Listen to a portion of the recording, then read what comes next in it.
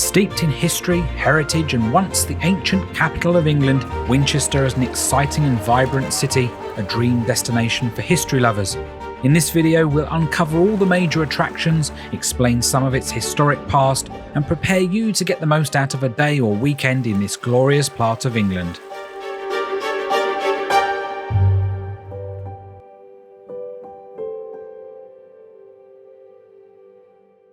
Situated in the heart of Hampshire, 63 miles southwest of London, Winchester is centred around the world-famous cathedral.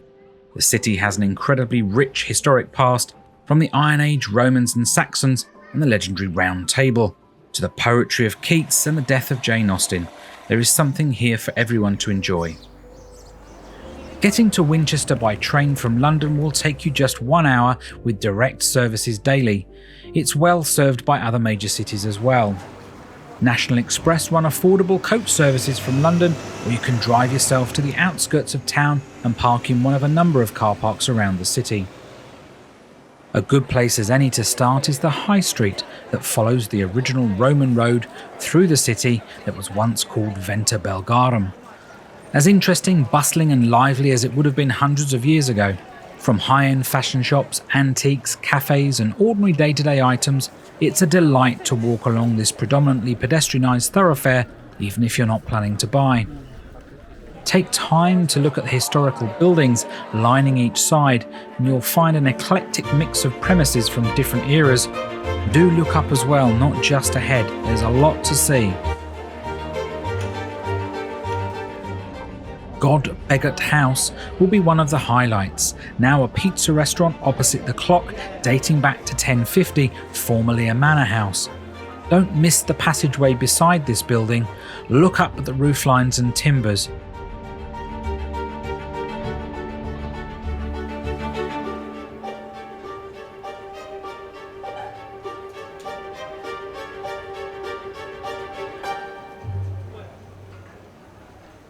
Here you'll also find the hidden Royal Oak pub, dating from 1002 AD. It's one of the oldest pubs you're likely to visit.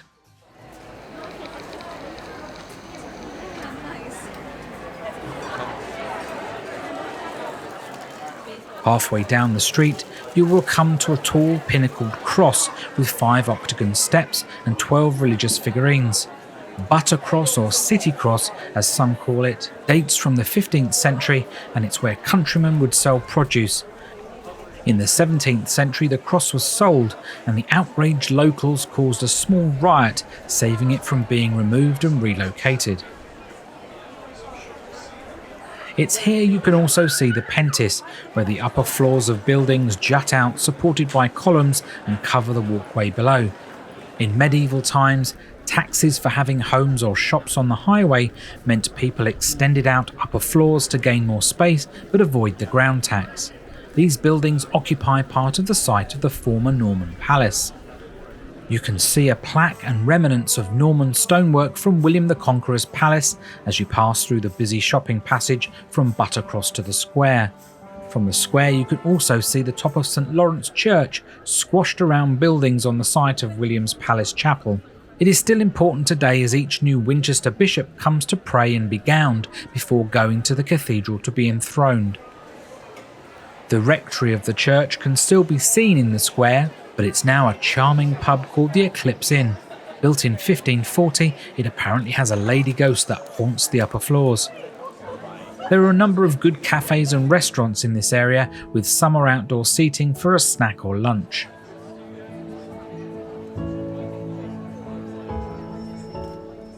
There are many quirky passageways and intriguing side streets and lanes that you must explore for their character and more wonderful buildings and historic architecture.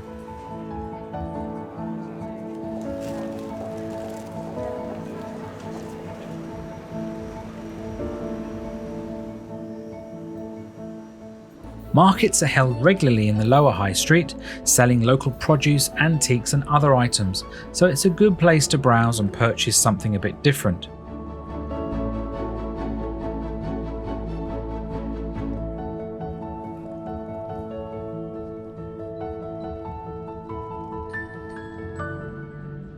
Arriving at the Broadway is the site of one of England's largest nunneries, until Henry VIII demolished it.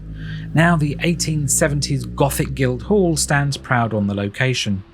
Architects Jeffrey and Skiller won a council competition, beating 46 applicants to construct this impressive building, which had space for the police, fire brigade, a court, jail, a museum, a library, offices and meeting rooms, and a public exhibition hall. You can visit the architecture inside, but it was closed due to COVID during our visit.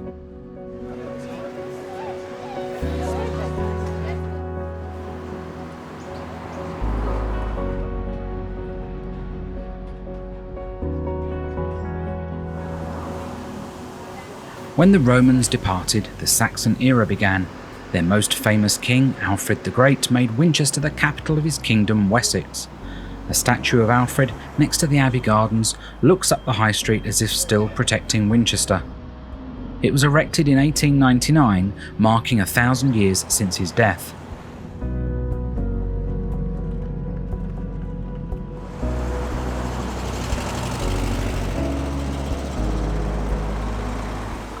Just a few hundred yards up the road is Bridge Street.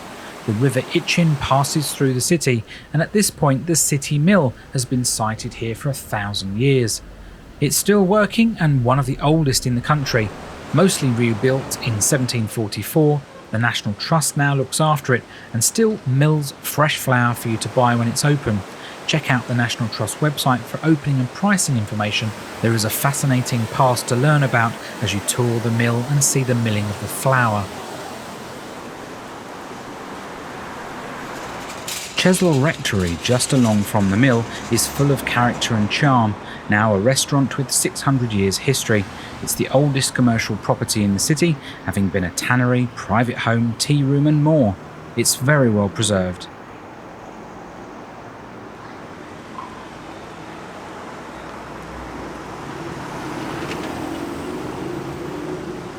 From the City Bridge, also known as St Swithin's Bridge, is the start of a lovely walk by the riverbanks and weirs of this beautiful chalk stream. It's a very special type of waterway, one of just 200 in the world. The chalk and the flinty gravel beds filter the water, making it crystal clear.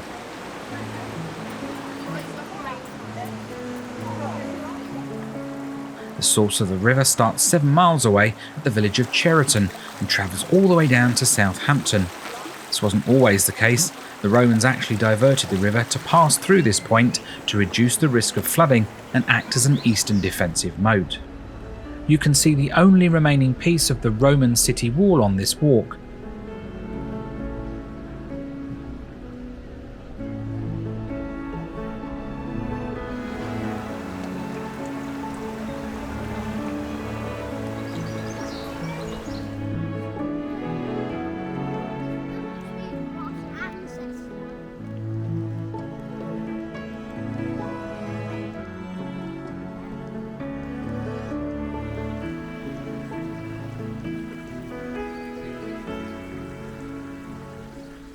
You might well see trout and salmon as you gaze at the sparkling water.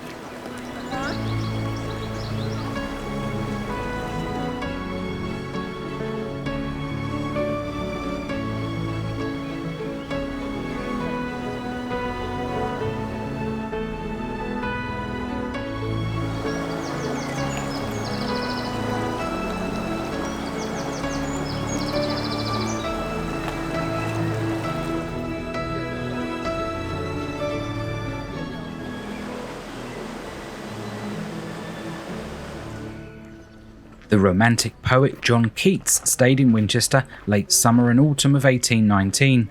You can walk in his footsteps on the Keats Walk, shown on Google Maps. This is a small part of that walk beside the water meadows, from where he gained his inspiration on Sunday the 19th of September 1819 to pen his ode to autumn. Keats is quoted as saying of Winchester, "An exceedingly pleasant town, enriched with a beautiful cathedral and surrounded by fresh-looking country."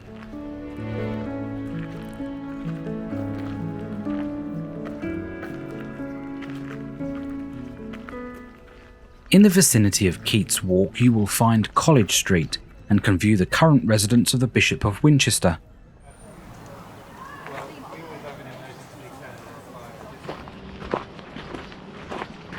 Adjacent to this land are the ruins of Wolvesey Castle, the old palace of the bishops.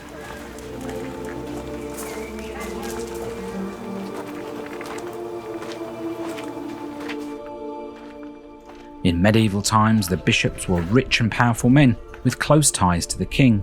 The castle is sited very close to the cathedral and were their main residence throughout the Middle Ages. It's free to roam around this interesting relic from the past 10 till 6 daily and just weekends in winter months. All the information is on the English Heritage website. The last great occasion here was on the 25th of July 1554, when the East Hall was transformed with silk and gold hangings for Queen Mary and Philip of Spain's wedding banquet.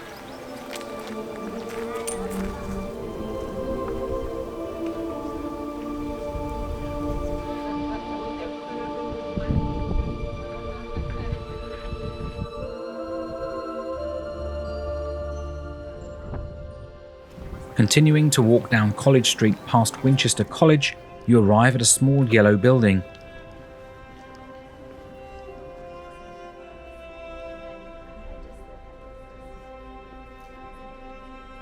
It was here in the early hours of the 18th of July 1817 that the famous novelist Jane Austen died. She is buried in the cathedral and we'll visit that later. Find out more about Jane's life in our mini-series, Following in Her Footsteps, link top right now and in the description.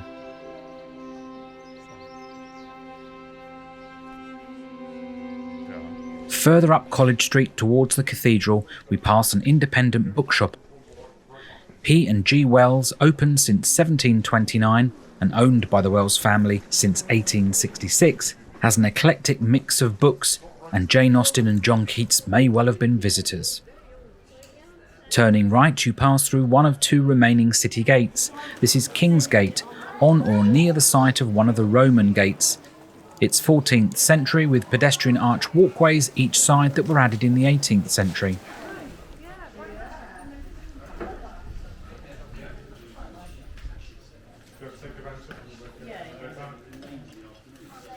Ahead of us is another 15th century iron studded oak gate, taking us into Dome Alley and Cathedral Close.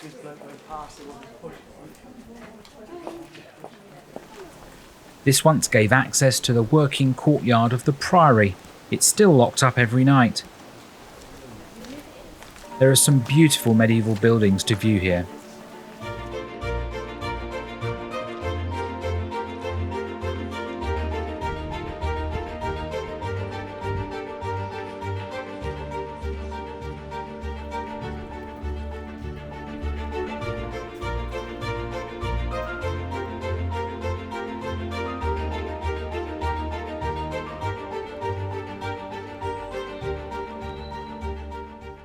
Winchester Cathedral will come into view as you stroll through the close, standing in the heart of the city, built from 1079 to 1532, replacing the old minster right beside it.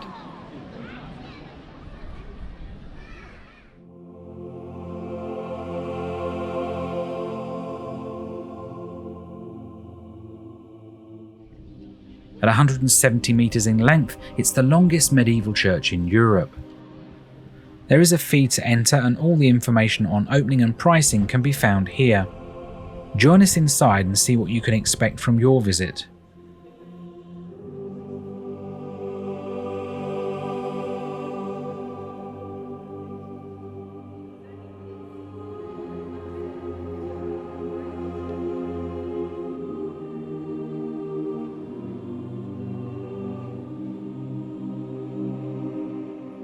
The cathedral is truly magnificent. There are guides that will take you on a tour and explain all the important aspects, or you can just wander at your own pace.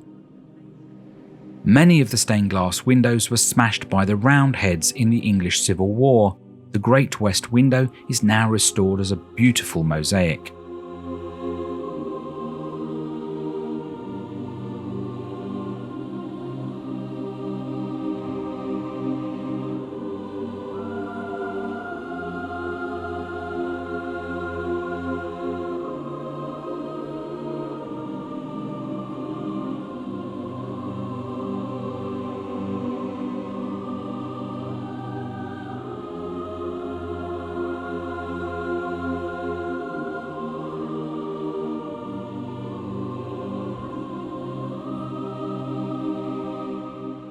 These incredible 13th century floor tiles still look vibrant after millions of feet have passed over them. There are 7 different chantry chapels in different styles added in the 14th to 16th centuries, more than any other English cathedral. King Alfred was buried in the Old Minster, but his remains were removed and ultimately lost and never found following the Reformation.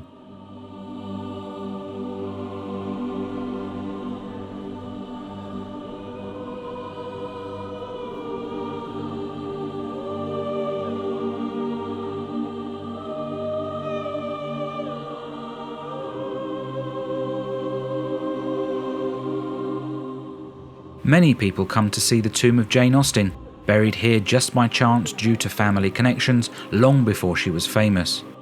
Her memorial makes no mention of her writing. A copper plate was added in 1870 by her nephew. Jane was by then a world-famous novelist. In 1900, a memorial stained glass window was added thanks to public donation.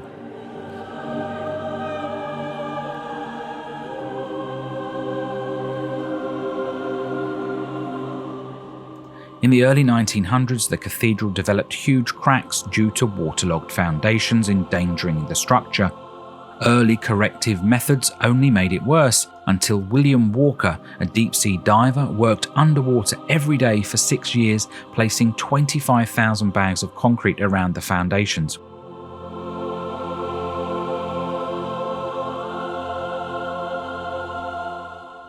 Head down to the low vaulted stone crypt, which floods during heavy rainfall. Dating from the 11th century, you'll find Anthony Gormley's mysterious life-size sculpture of a solitary man, Sound 2. It's sometimes standing in knee-deep water.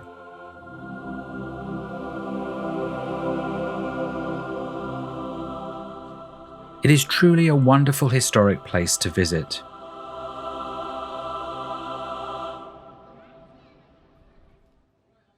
In the shadow of the cathedral is the William Walker pub, paying homage to this incredible man. You can find an eclectic mix of memorabilia, and it's a good place for a pint.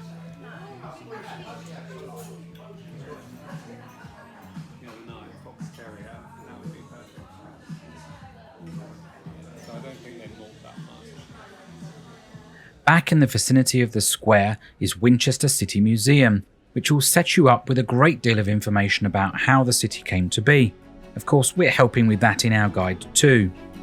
Over 3 levels, this small museum, opened over 100 years ago, will take you on a journey from the city's very beginnings in the Iron Age, around 150 BC, establishing both a hill fort and also a trading settlement. 70 AD, when the Roman Empire created the city called Venta Belgarum, the 5th largest city in Roman Britain. There are some wonderful artifacts on display from this period. During Saxon times, the Old English name for the city was Wintoncester. See lots of exhibits from this period, including the original scale model of Alfred the Great, from which the full-size bronze was made.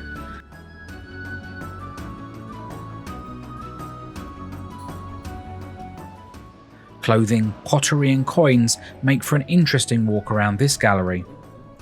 Let's not forget the Normans, medieval times and the cathedral for fascinating stories and tales about how the city developed, right up to the Edwardian times.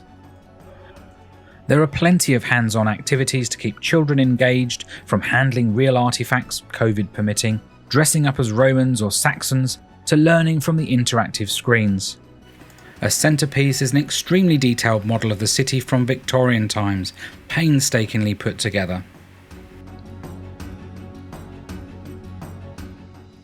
There is even an old shopfront to view. Tickets and opening information are on this website.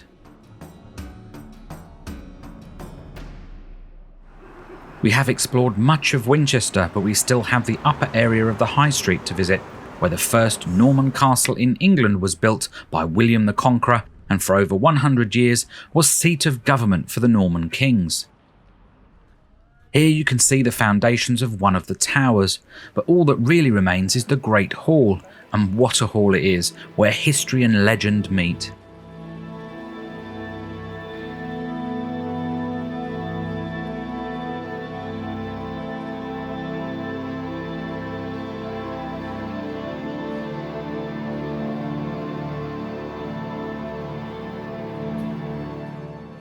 King Henry III, who was born here, developed the castle, adding this early Gothic-style medieval hall between 1222 and 35 from flint and stone dressings. It would have looked quite different then. For example, the stained glass windows were added much later. Legend will have you believe the large table hanging on the wall is that of King Arthur and his Knights of the Round Table. Analysis of the wood dates it to around 1250, and it's believed the table was commissioned by Edward I for an elaborate dinner to celebrate the marriage arrangements of his children in 1290. The table has been here for over 700 years. Henry VIII visited in 1516 and requested the table was painted, his Tudor rose prominently in the centre and the face of King Arthur looking like a young Henry. Around the edges of the table are the names of King Arthur's knights. The table presents the Tudors as descendants of the legendary King Arthur. It was used as a court of law throughout its time. In fact, Sir Walter Raleigh was condemned to death here in 1603 for his part in the plot to overthrow James I. He had a last-minute reprieve, but remained locked in the Tower of London until 1616. He was finally beheaded in 1618 on the orders of the king following a failed sailing expedition and skirmish with the Spanish.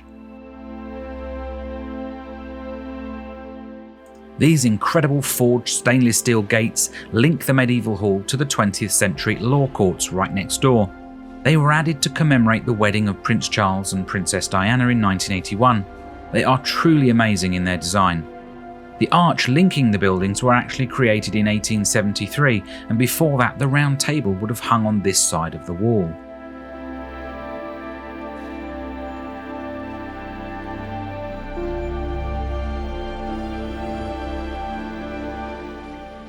Just outside the south door is a recreated medieval garden, named after the Queens Eleanor of Provence and Eleanor of Castile. Queen Eleanor's garden was opened in 1986 by Queen Elizabeth, the Queen Mother. In medieval times, gardens like this were created for the scent, beauty, and to grow herbal medicines.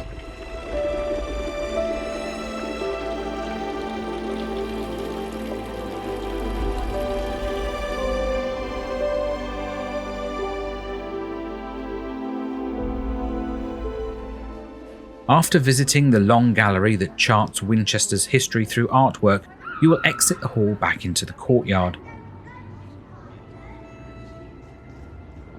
Behind the Great Hall is Winchester's military quarter, a collection of 6 military museums within yards of each other on the site of Peninsular Barracks, which was also part of the castle before that. Whether the museums interest you or not, a free stroll around the square is a nice way to spend half an hour. Each museum is independently run and a fee applies to enter. This lovely area was once the parade ground. American troops were stationed here, preparing to take part in the D-Day landings in 1944. Today it's mostly private residential homes. Right at the top of the High Street, and almost back to where we started our guide, is the 12th century WestGate. You may recall we mentioned earlier 2 gates remaining. Part of the city wall and defences, by the 14th century it had a portcullis and gun ports for protection. When it was no longer needed to secure the city, it was turned into a debtor's prison.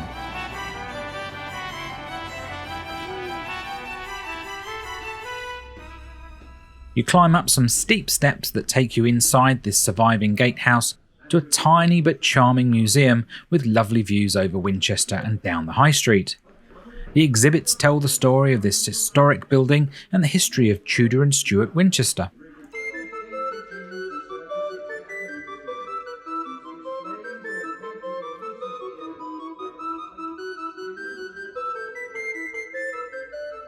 There is armour, weapons and clothing and household objects on display, along with this painted ceiling created for the marriage of Mary I to Philip of Spain.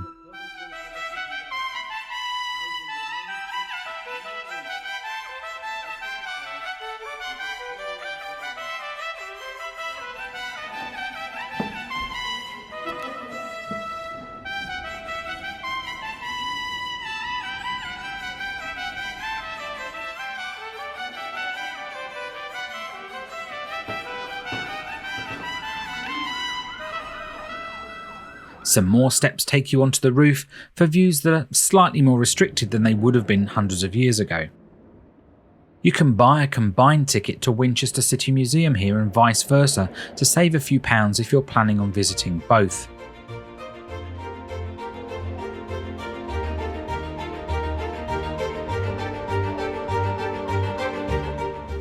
In this guide, we've shown you the most wonderful places of interest in Winchester.